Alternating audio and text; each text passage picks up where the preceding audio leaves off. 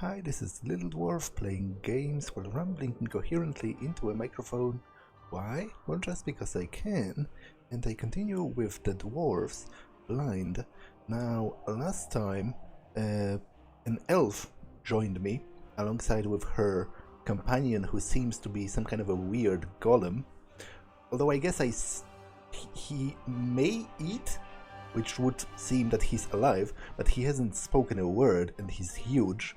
And we're running away from orcs, trying to reach the dwarven kingdom of the ogre's death. So let's continue doing that.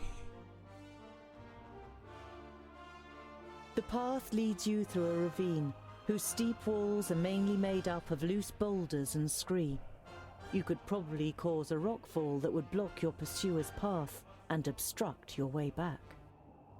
To be honest, I'm not sure if I should do that, because I'm quite okay with the orcs pursuing me instead of laying waste to the towns and villages of the humans, because if I manage to evade them long enough to actually reach the dwarven kingdom, I assume that the dwarven armies should be strong enough to defeat them. I assume that the dwarves are better prepared to fight the orcs than the humans are.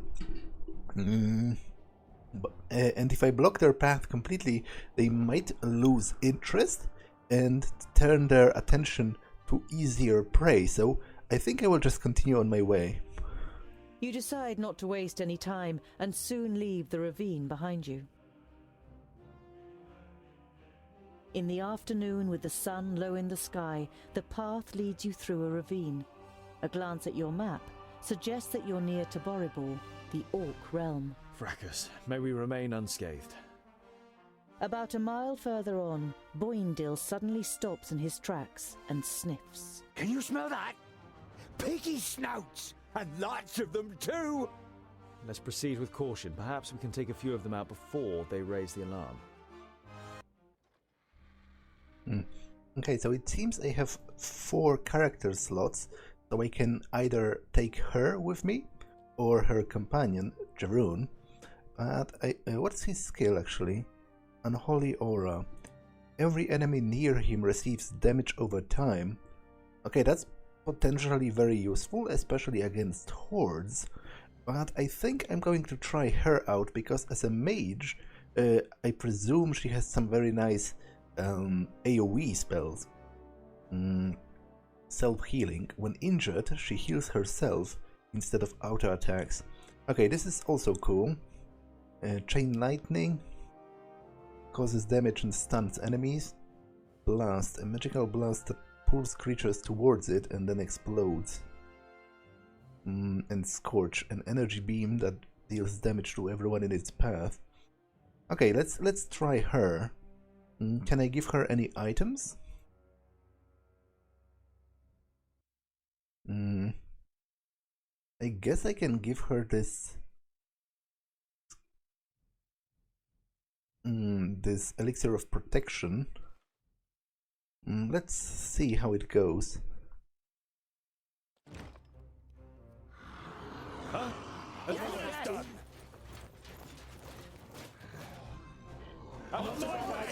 Okay, so my goal is literally just to reach the exit. Up there! We have to stop them before they can warn anyone! Of course! All right then. What a waste of time. Now you've got me interested. Yes, Idea. Bad luck for you! So I think I might just simply push through and then fight them near the actual exit. What is it? On my way! Of course! On my way! Instead of trying to At once! fight them On my way! all the way through. At once! Huh? To be honest, Understood. the numbers are kind of ridiculous. Okay, I might have to fight those.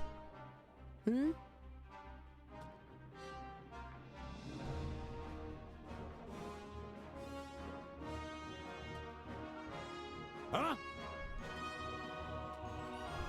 And what now? Yes?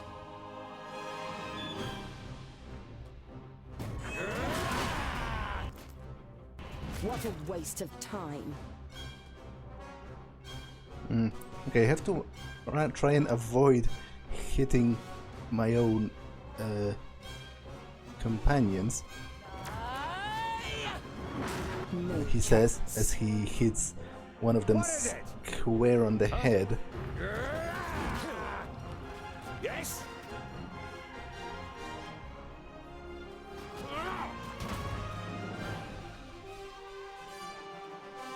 Huh? I'm with you.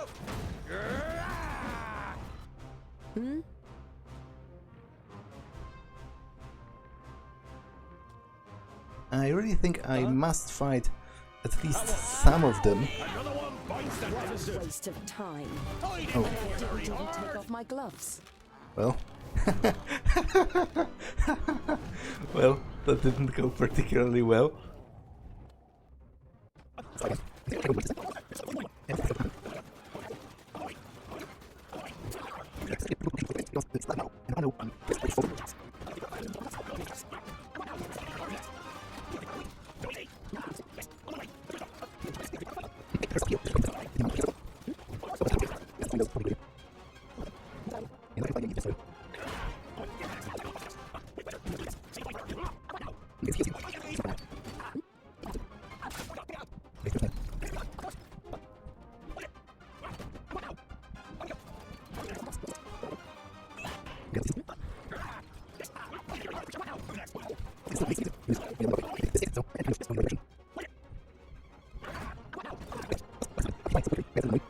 Can I save in the middle of combat? No. So it is pretty annoying overall, because there is no quick save in this game. So basically, There. We have to stop them before they can warn anyone. Yes? basically if I lose a combat scenario, I have to restart from the very beginning. Bad idea. On my way. Bad idea. Fire you. Bad luck for you. Who's next? Yes? On my way. What is it?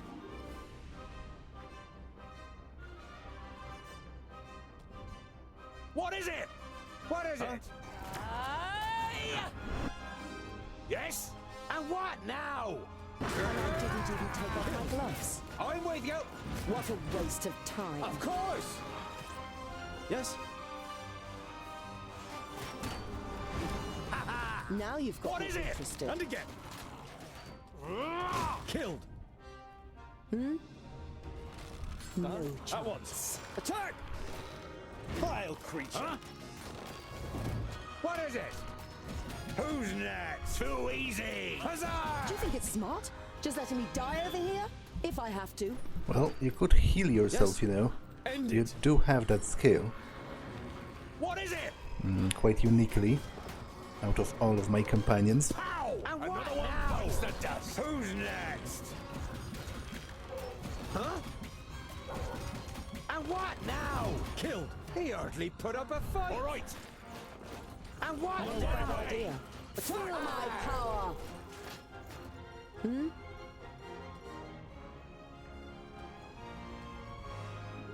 All right then. What is it?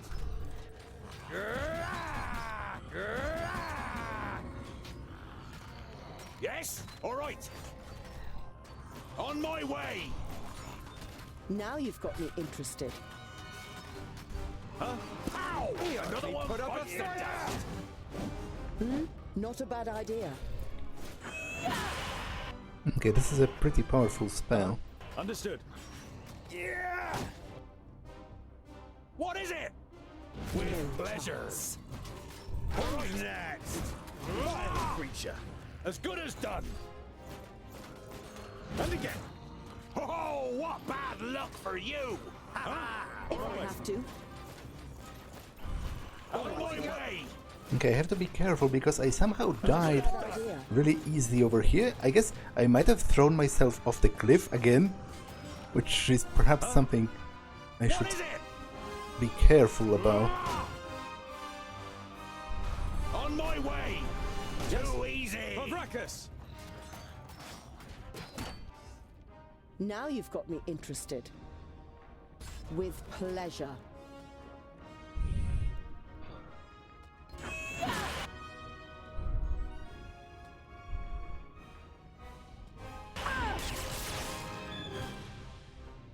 Huh?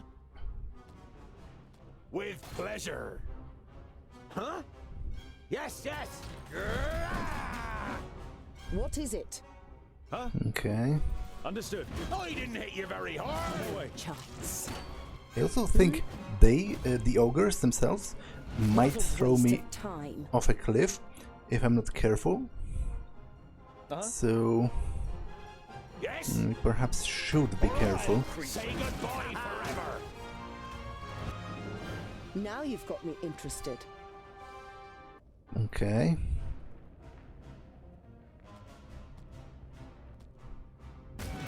I'm kind of weary of using that blast spell. No chance. I didn't hit you very hard.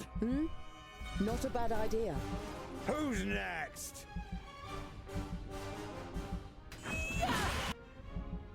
Huh? Okay, it would be cool if she healed Now herself, you've got me interested.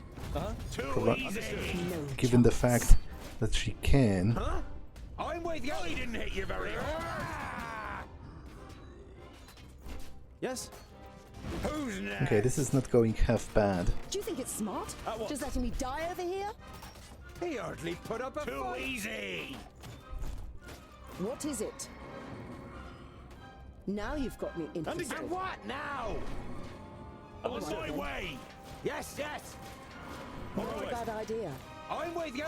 On my way. Of course. Not a bad idea.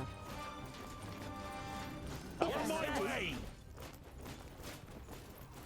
Not a bad idea. Is there something here? On my way. Not a bad idea. I guess not. We should go down into the caves and vaults. There'll be more of them down there. Or maybe we should concentrate on finally getting to Ogre's Death Stronghold, Boindil. You ignore the offended look on your friend's face and set off, leaving the Orc Mountains behind you.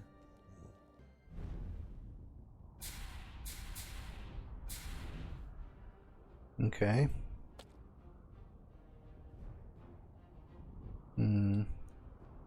So I can have a defense bonus or a damage boost. I think I will go for a defense bonus because obviously dying is much more annoying, what with having to repeat everything.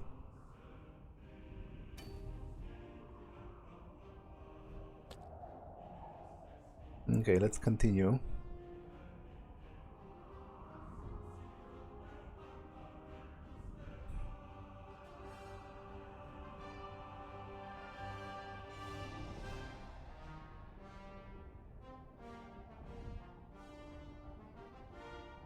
You can already see the oasis a day's journey away, but in the glimmer of the midday sun, you're not sure whether it might not just be a mirage. But the twins are convinced that there is a village here, and the prospect of a roof over your heads for the night keeps you going. The nearer you get to the oasis, the more the uneasy feeling grows that something's not right. It's too quiet, and you don't see any movement.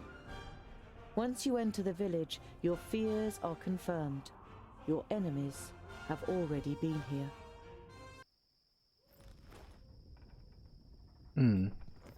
Okay, so apparently it is not strictly a combat scenario. They just all follow me. It's a bit of an exploration scene. Where is everyone? Hello? Anyone here? You all jump. You look angrily at Boindil, who shrugs his shoulders in apology.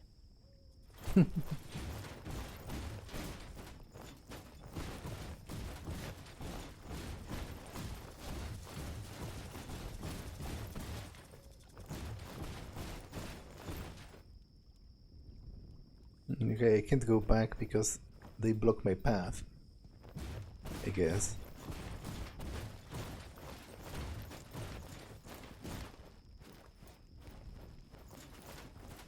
This whole thing is probably a trap. We should... Welcome to Pasnar.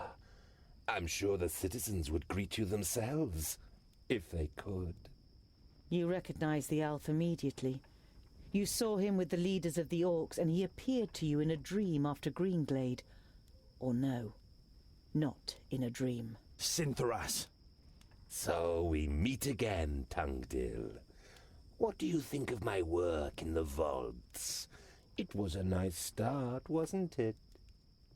An eerie smile sets on Sinthoras' lips. Wonderful. I can see the hatred in your eyes. Come on. Come and get your revenge. Okay, once again, I'm going to take her. She is quite useful.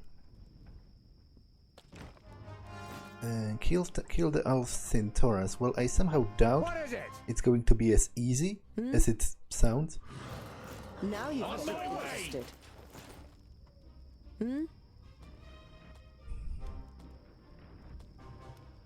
Uh-huh. On my way. But I guess I will try. What a waste of time. What is it? With pleasure. Yes, at once. Huh? Yes, Vile creature. And I didn't even take off my gloves. Of course. What is it?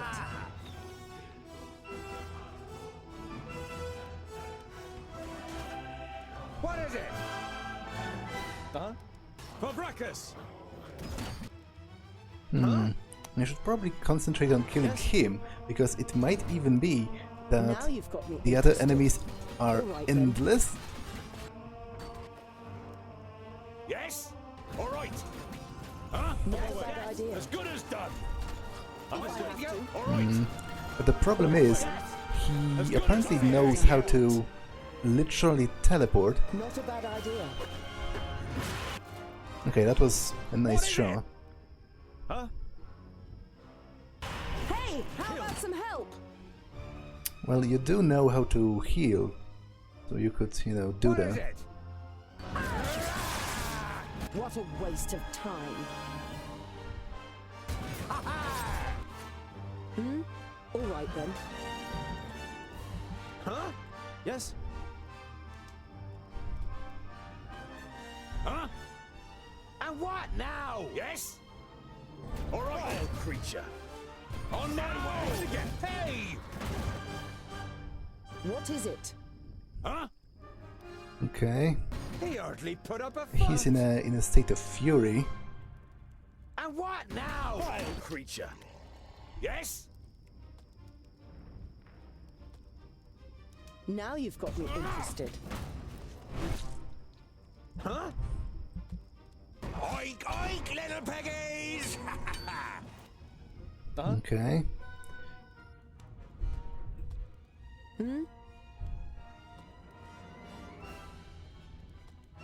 Kill. What is it? Huh? And I can't didn't end even like take this. off my gloves. okay, I'm dead. Did I kill myself? I thought I was out of range. And he teleported out, so I'm more or less dead. No chance. Yeah, no chance. I do agree with that. With that assessment. Another one bites the dust. Uh, All right. What a waste Another of one time. bites the dust, and in this case, What it's is it? me. If I have to. Not a bad I idea. didn't hit you very hard. Right then. Well, Yes, it would be Not a bad good idea. if I could reach If I have to. Sinthoras and It's done. actually kill him. Not a bad idea. What is it?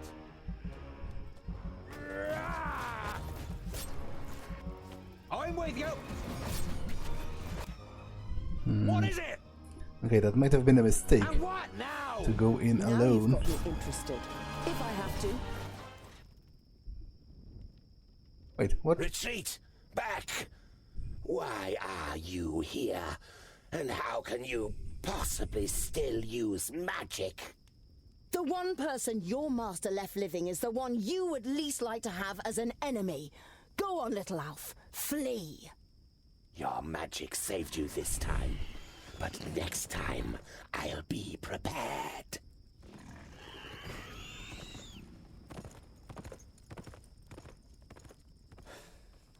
I've had enough of fighting. It's about time we head to your home. I've had enough too. But we've got several days in the desert ahead of us before we can enjoy a cold beer. The longer we talk about it, the later we'll get to our beer. Let's go. Okay, that was... I had a lot of luck.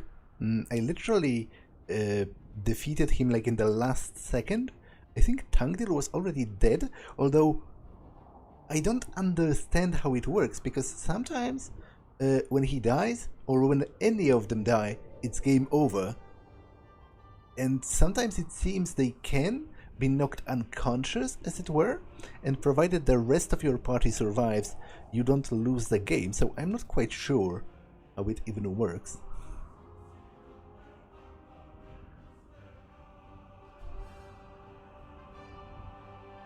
You've been traveling through the desert for days. The sand is simply everywhere. In your shoes, under your clothes, in your mouths.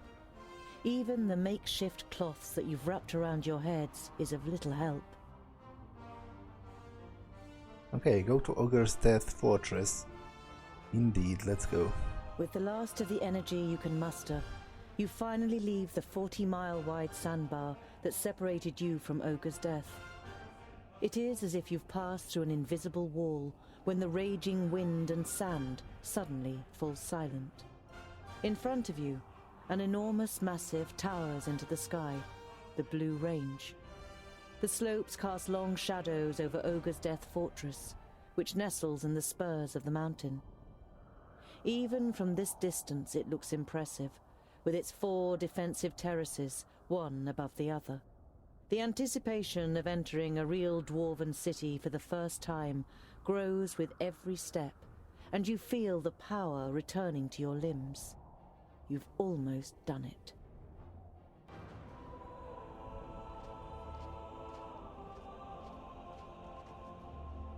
My High King, you have called me to succeed you to the throne. Here I stand before you. Well,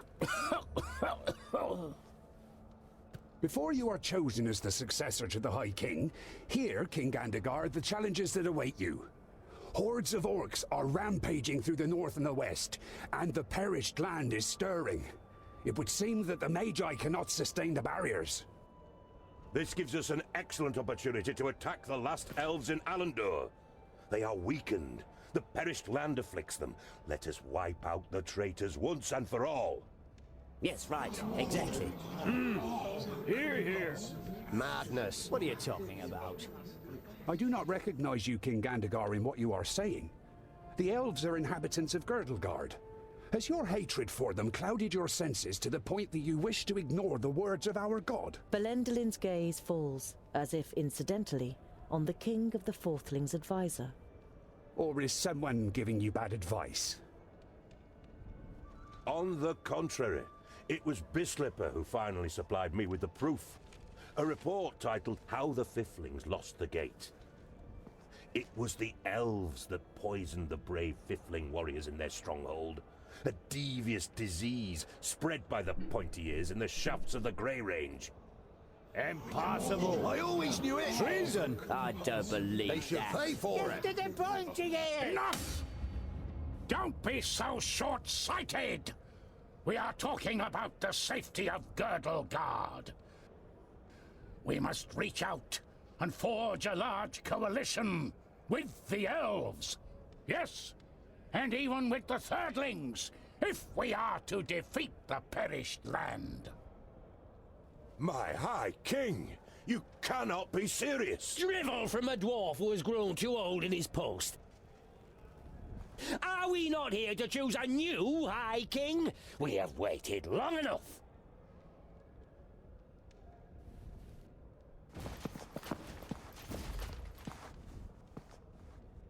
It would seem you will have to wait a little bit longer. The second aspirant has arrived. Our guests must be tired from their long journey. The meeting is adjourned till tomorrow.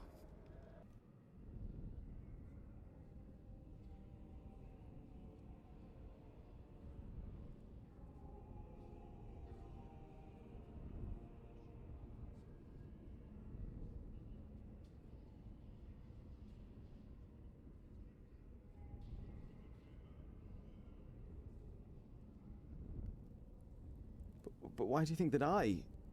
Everything will become clear. I've had a room prepared for you.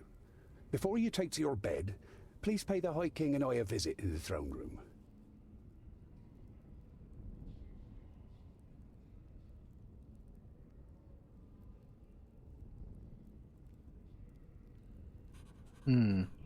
So they may have discovered in their archives or something that my lineage is of some importance. Like maybe I'm a last remnant of a once powerful clan or something, and I've gone missing as a child, and now they want to use my return as a as a possibility to thwart that other guy's ascension to the throne, because obviously he's very bloodthirsty and he would like to go to war against the elves. So it seems that dwarves in this universe have some kind of an electoral monarchy system where they choose the next king after the previous one grows too old, or presumably also obviously if he dies, and it seems to involve some kind of a test. So it's not really an election, it seems, in a sense that they vote on it, but it's a contest of some sorts.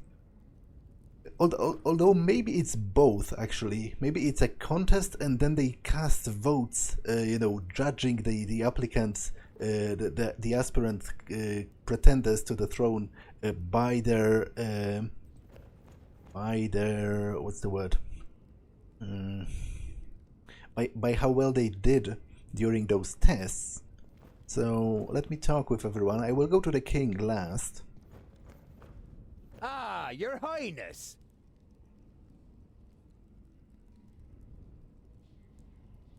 Heir apparent? What do you know? Spit it out. A slight expression of guilt flits briefly across Boindill's face, but he's soon back to his old self. A scholar as High King has something to it. You'll certainly have our votes, that's for sure. Boindall nods in agreement. As High King, you could unite the kingdoms and get them to do battle against Noddon. You look at your friends and aren't really sure whether they are trying to pull your leg or not. I can't be High King. I got all my knowledge from books, and you're pulling my leg, right? The twins' grins grow ever wider, and it would seem they can hardly contain themselves. Just talk to High King Gundrabur and Belendalin. They will explain everything.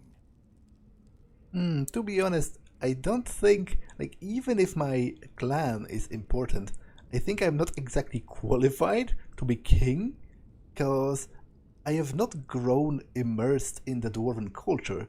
I'm basically an outsider to my own race, kind of, because I've been brought up by humans. High King Gundrabur seems, well... Old? He is ancient, even by dwarvish standards. He has been old for as long as I can remember. Belendalin has taken care of most matters for dozens of cycles. But Gundrabur always has the final word. His mind is younger than all of ours, I tell ya. Belendalin should become High King. I was there when a runt took his arm. He still managed to kill half a dozen of them afterwards. What fighting spirit! We had to drag him off the battlefield. The law requires that a firstling or a fourthling must be chosen as the new king of all dwarves. And, as the firstlings didn't turn up... So it's interesting and kind of weird how it seems the election is limited to only 2 of the clans. I understand them excluding the thirdlings, because apparently they think of them as oathbreakers and traitors for killing other dwarves. But what of the fifthlings, for example?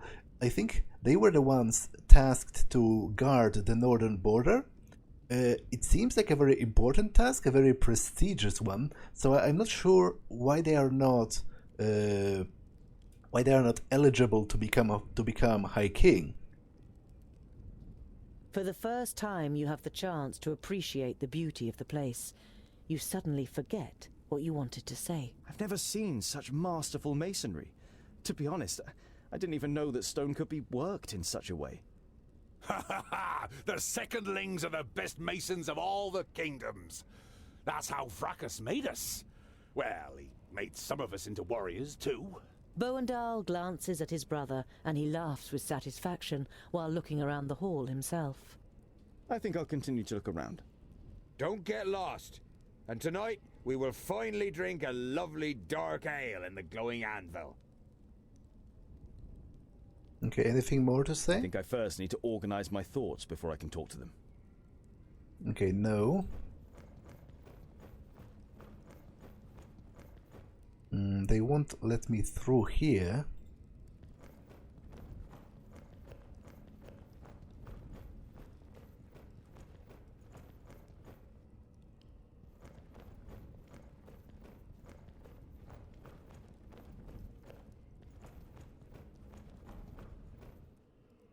Oh, damn it. I didn't check where this goes. Andokai, what is it? I came to return these books to you, Tungdil. Luckily, I was able to make sense of most of it. You observed how the Mager took time to study the books during your escape. They are records from the Outer Lands. They tell of demonic beings from Barren Ground who can take possession of humans and invest them with great power. Immortality, for example? The Mager nods seriously. They speak of an axe forged by the Undergrounders called Keenfire. It is said to have the power to cut through the flesh and bone of the living and completely destroy the demonic spirit deep within their soul. So you think a demon from the Outer Lands has taken possession of Noddon? He looked very different when I encountered him in Parista, and he rose from the dead even though you cut off his head. That can't be explained purely through the power of the perished land. And he wanted to prevent these books from falling into our hands. That would only make sense if Keenfire had the power to defeat him. Do you know these Undergrounders? I have never heard of the Undergrounders, but I've been to the Outer Lands before. It must be terrible.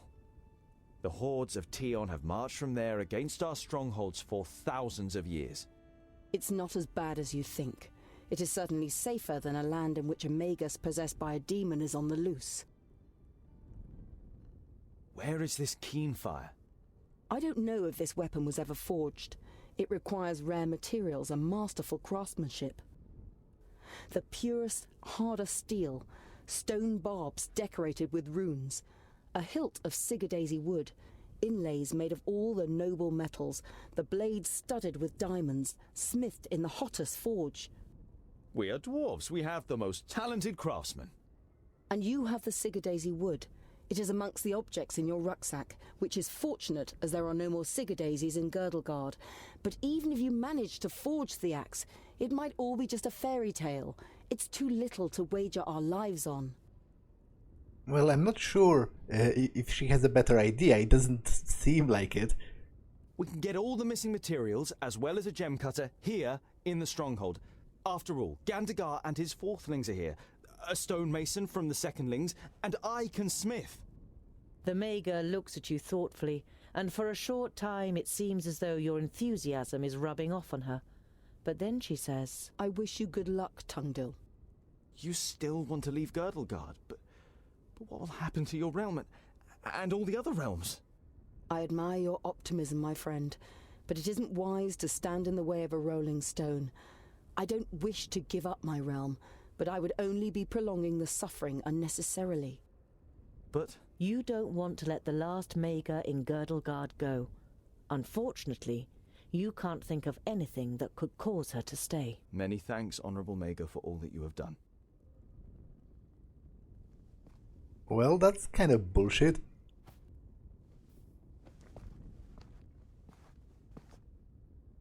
Like, I presume I presume that she's not going away forever. She's probably going away to try to find something that might be useful, but I don't understand why must she be so cryptic about it. Like, it would be it would be a much better optic for her to say that rather than just leave with some cryptic words, because at face value it kind of seems like she's abandoning me and all of Girdleguard, so I do not much appreciate that. A variety of cheeses, pickled cave mushrooms, toasted vault moss, and some smoked sausage. Mmm. The intense smell of the cheese makes your mouth begin to water.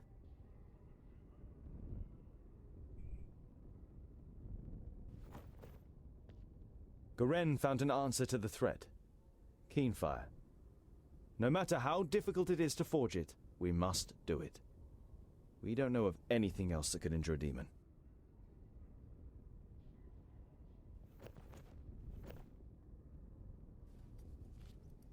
Sigurdaisy wood. Very rare. I guess Lot Yonan wanted it to examine or experiment with. You are exhausted from your adventurous journey, but it would be impolite to just go to bed if the High King is waiting for you. Indeed. Indeed it would be. Okay, so let's get out. What about this passage? Okay, this is also blocked by the guards, so I guess I have to go and talk with the king and his advisor. Oh, I can look down into the abyss.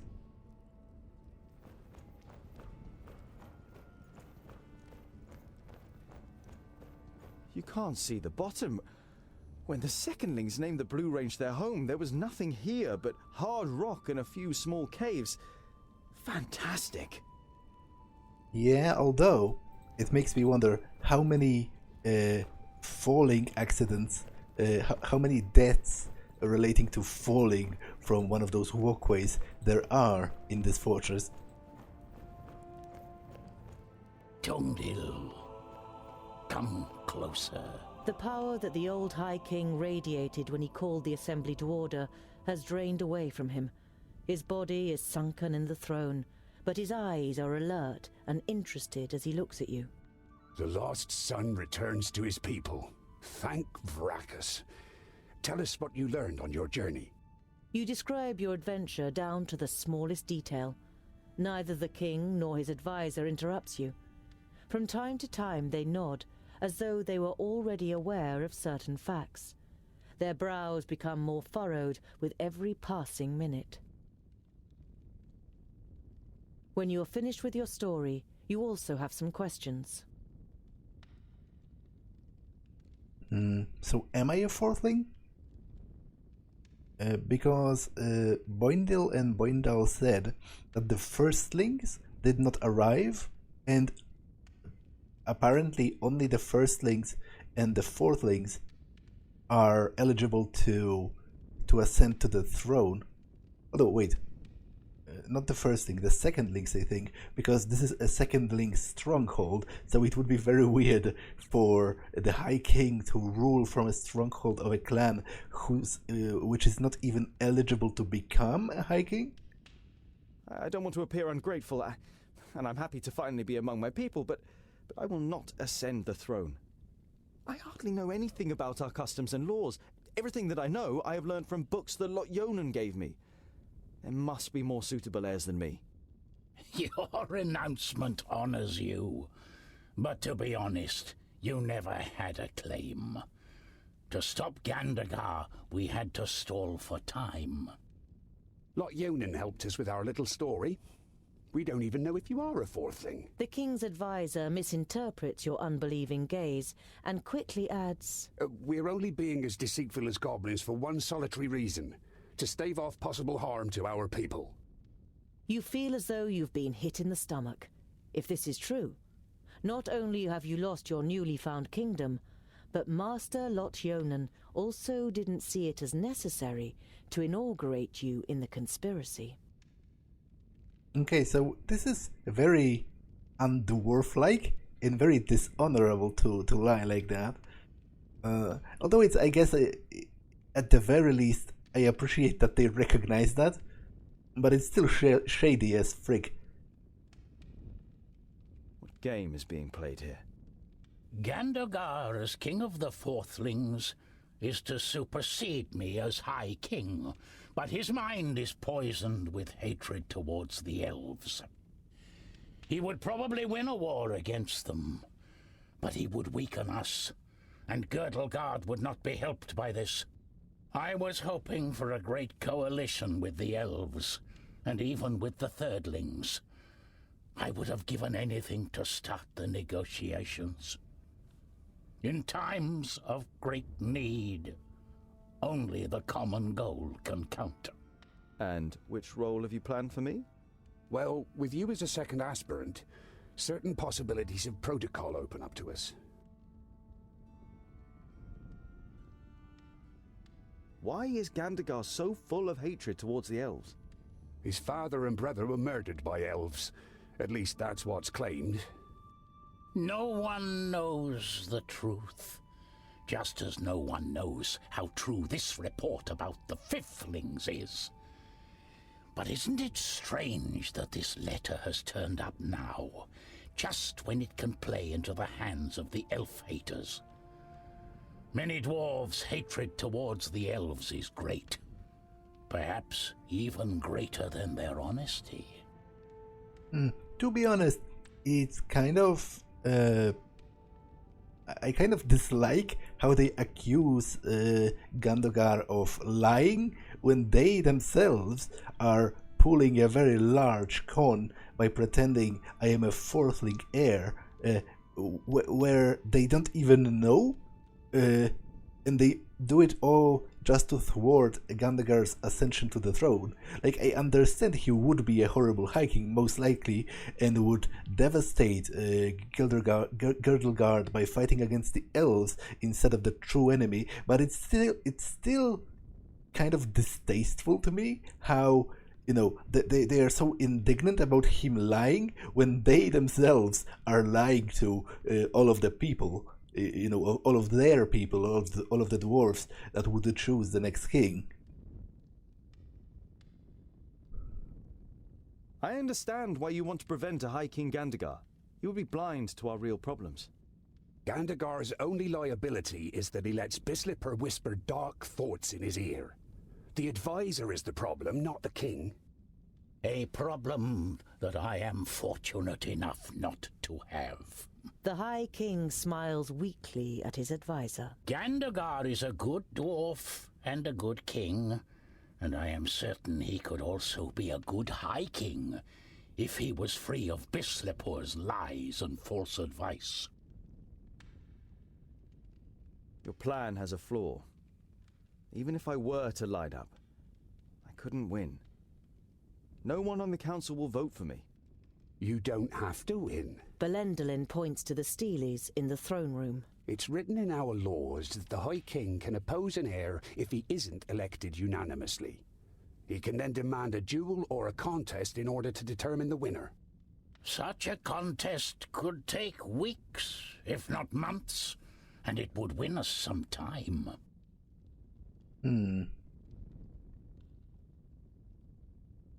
Is this really the best for our people? If you cannot dissuade Gandagar from carrying out his plans, it could end in a fraternal war. Don't worry. We'll open up his eyes and he will recognize the malice of his feigned friend. We just need time, and you must gain it for us. I really do not know if I want to play along with this charade. I recognize the practicality of it, but, you know, for me, being a dwarf is, ironically enough, not at all about being practical. Like, dwarves are often described as a very practical people, and I guess in everyday matters they are, but generally speaking, for me, dwarves are idealists. They believe in, you know, in moral standards that surpass the matters of practicality and sometimes even the matters of logic. And I like, for example, one of my favorite iterations of the dwarves in fantasy are the Warhammer dwarves, because the dwarves in Warhammer are, practically speaking, insane. Like from a human perspective, they are demented. They are literally unable to let go. There is no word for forgiveness in the Dwarven language, for example. There is only, like 500 different words for retribution and making amends. But the concept of simply letting go of a grudge is something that the dwarves cannot even fathom in Warhammer. So they've decimated their whole civilization because they pursue their grudges, with such fervor every time. Like, even the smallest one of them is like non-negotiable to them. And I do realize it's insane, but I do love that, as a storytelling trope. I do love that they are the way their minds work in Warhammer is utterly foreign to a human, to the point of them being of them seeming insane. For example, it's also often described how the dwarven memory in Warhammer works and how their minds, how they literally do not forget anything. So, for example, if they've been slighted, they relive it in their mind every day, basically, and it's never it never becomes duller. It's always as if that happened yesterday, even if it happened hundreds of years ago. So that is presumably one of the reasons why they cannot let go of their grudges, because time does not heal their wounds, as it were. For them, it's always as if they were hurt, yesterday, basically. It's always fresh in the memory, and they sort of stew in it, over centuries. And I suppose it must drive them mad. Like, I, as a human, as a player, I am very... Like, I do hold a grudge as well, and I do have a lot of troubles with letting go of things, of situations where I've been hurt, for example. I very much ruminate on them. I return to them often, and I think them over and over again. But even for me, it does fade. It just fades maybe slower than it does for other people. But for the dwarves in Warhammer, it doesn't at all. So I do think it would kind of drive you half insane after a while, which might explain, why they behave as they do. So I'm not sure if I want to play along with this charade. I'm not sure. What if it goes wrong and we split the dwarves into two factions? We won't let it get that far. But you, Tungdil, will have to help us. We will support you with all our power. You will not take this road on your own. All right, then. If you believe in it, I will follow your plan. No one acts more honorably than you, Tungdil. Belendalin smiles at you encouragingly.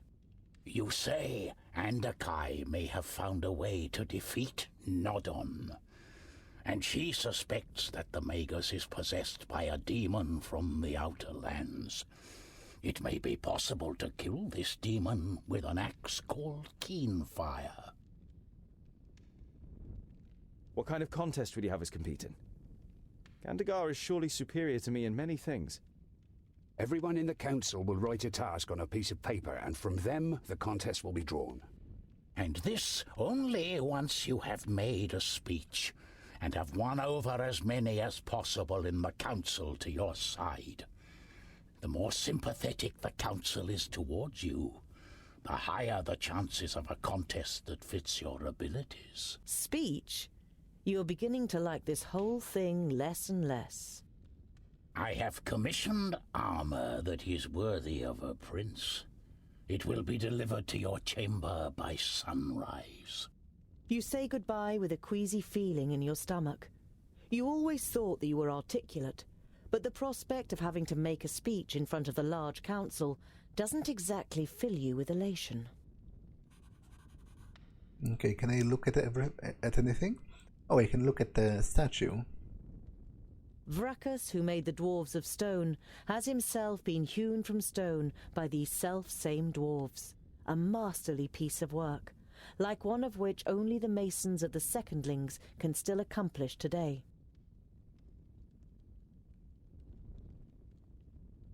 Even for a dwarf, High King Gundrabur is very old. His long white beard suggests 500 or more cycles. He seems weak, but when you talk to him, you feel an aura of grandeur. The High King's advisor has the build of a warrior. His eyes are like those of a bird of prey, and you can see a keen intellect behind them.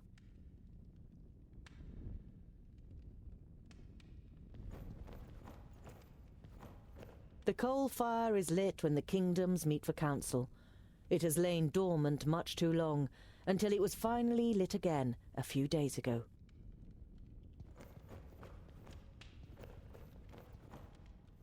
You skim over the ornate runes and look for the passage that Gundrabor and bögnilim told you about. If there is more than one candidate from a kingdom, and none can bring together all of the votes for themselves in a ballot, the High King can decide whether to declare the candidate with the most votes the winner, or to have the candidates compete in a contest to determine the victor. Okay.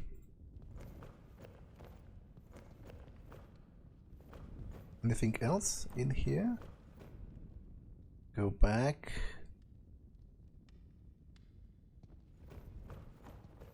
Well, I think that's it.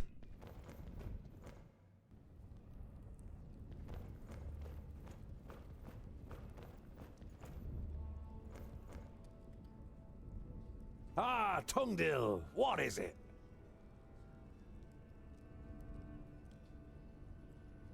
Andokai deciphered what was written in the books that Goren wanted to send to Turga the Fairfaced. They tell of a demonic threat from the Outer Lands and how it can be stopped. Noddon cannot be killed by normal weapons, but undergrounders have developed a weapon that might be able to do it. Keenfire. Undergrounders? What's that supposed to mean?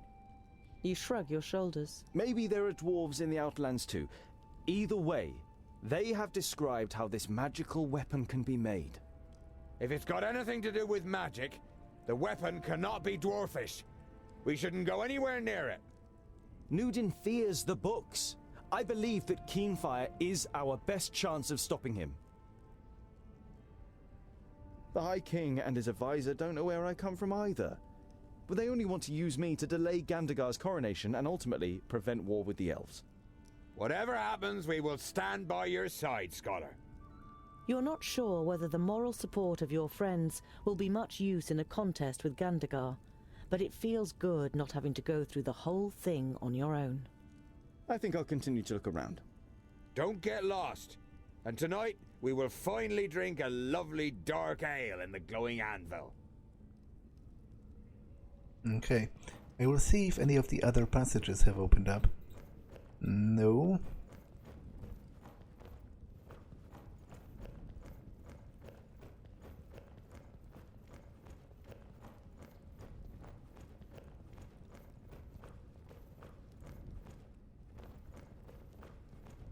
And not here either.